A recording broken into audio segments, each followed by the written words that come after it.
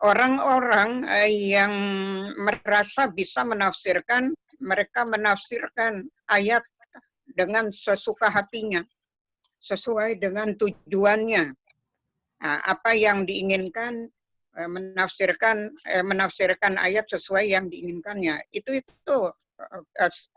apa ya? Ini menjadi kenyataan fenomena yang kita lihat. Mengapa muncul faksi-faksi dalam Islam, tentang perenang faksi-faksi dalam Islam itu karena dari perbedaan penafsiran terhadap ayat. Seperti yang tadi dikemukakan oleh Hidayatullah, itu pendapat siapa? Nah, dia pendapatnya seperti itu sah-sah saja, sah-sah saja itu gitu. Nah, tetapi apakah yang pendapat yang dikemukakan tadi itu benar dan kita setuju? Nah, ini juga terserah kepada kita. Tetapi bahwa apa yang dipertanyakan oleh Pak Raden tadi soal wahyu, soal apa namanya, wahyu dan tadi itu apa, wahyu dan ilham.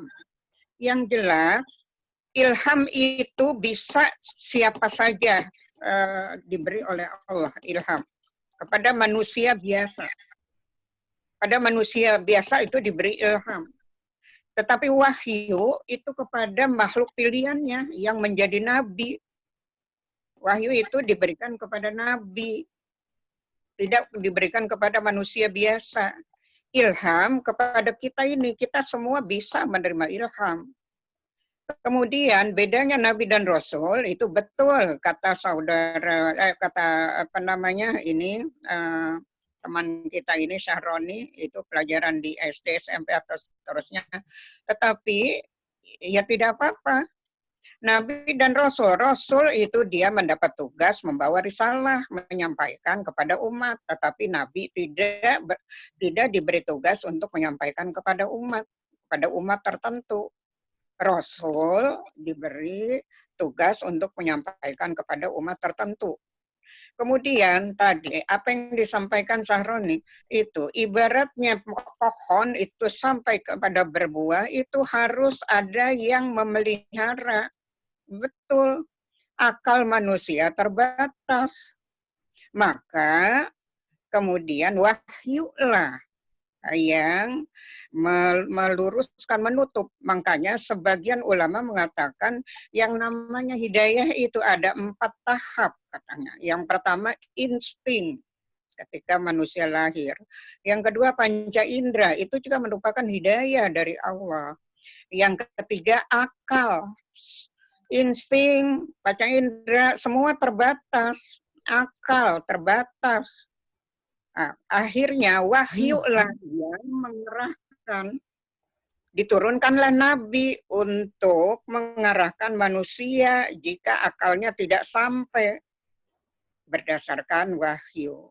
Para nabi diutus berdasarkan umat tertentu, di mana umat yang membutuhkan kira-kira tuntunan nabi, disitulah diturunkan nabi oleh Allah.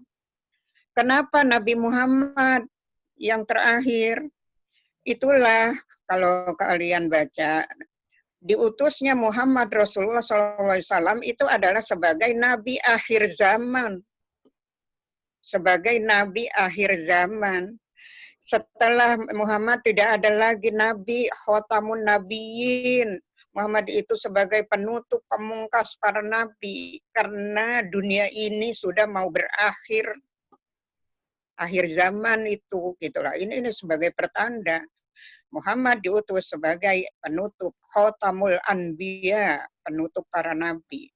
Jadi betul kalau kata Saroni itu memang harus dipelihara, itu ibaratnya pohon terus berbunga, berbuah, berkembang, berbunga sama aja, berbuah dan seterusnya oleh wahyu.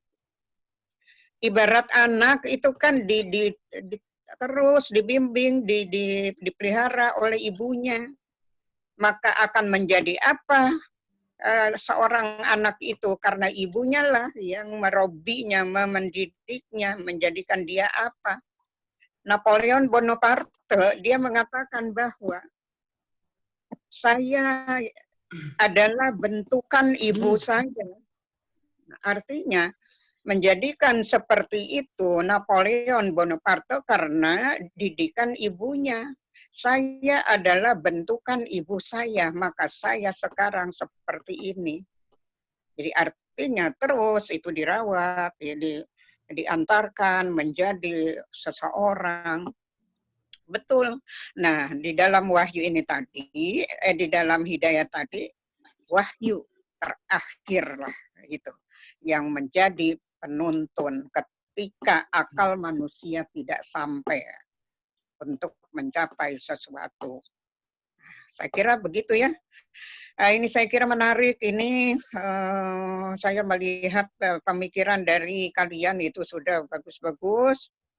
Tapi memang silahkan baca bermacam-macam buku, tetapi kita juga harus punya prinsip di mana yang bisa kita pegang, mana yang tidak.